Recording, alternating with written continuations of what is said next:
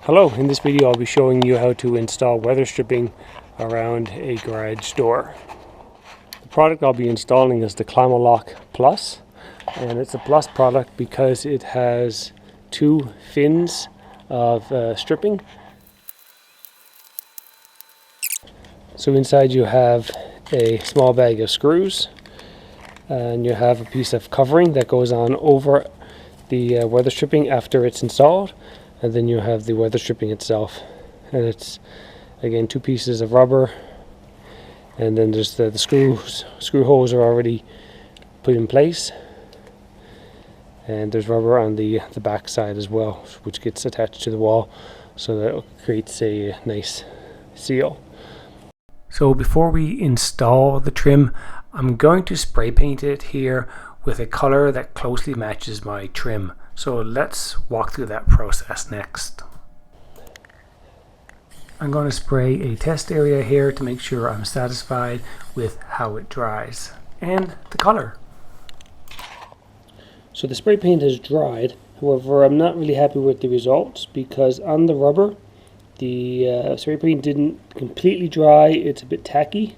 Now on the plastic it's fine. I'm going to try to do a scrape test. It's on one coat, it went on really good. So I'm happy with that. So what I'm going to do is remove the rubber and just paint the plastic and then put the rubber back in.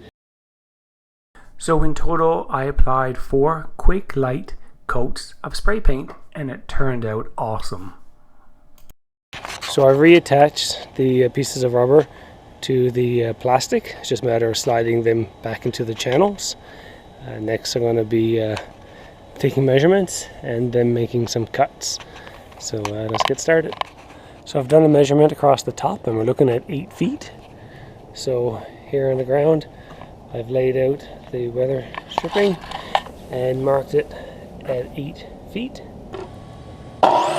I started off here with a sample because I want to better understand how this is going to cut, and obviously it's not very good. The rubber bounces all over the place and I get a really messy cut.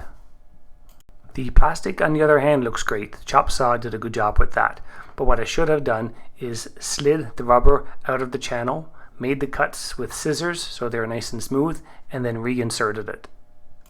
And here we are with that first piece of weather stripping installed. It's flush with the jamb, and as you can see when I close the garage door it has a nice seal on it. It could maybe be a little bit farther in than the jamb, and then that would give it a better seal. Here on the inside though you can see that 2 pieces of the stripping are touching the door, which gives a nice seal. Now when I was cutting the cover I used my chop saw and I made a little bit of a mess of it. Going forward I'm going to have to use a little hacksaw. I think that will make much better results. And to attach that cover I lightly tapped it in using a rubber mallet and it popped right into place, no problem. Now for these side pieces I cut the rubber on an angle, trying to match the angle from the top piece. And here is a look at the strip installed. The angle looks great. Let's shut the garage door and make sure we have a good seal.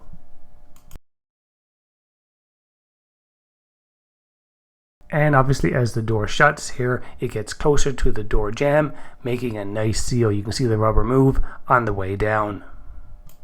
You see that the rubber has rolled over on itself, but that is a non-issue. You need to fix it, but that's a non-issue after a couple of days.